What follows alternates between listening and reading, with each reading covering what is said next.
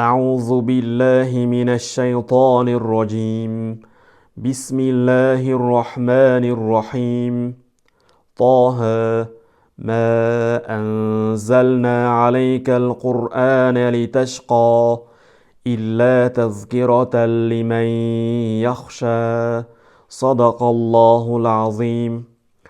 Albatta har bir Qur'on o'quvchi mo'min kishi Alloh azza va jallani ushbu oyatlarni o'qiganda naqadar baxtli inson ekanligini his qiladi.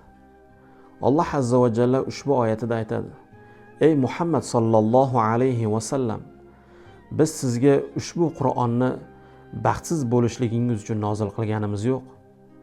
Aksincha bu Qur'onni ikki dunyoda baxtli bo'lishligingiz uchun nozil qildik deydi.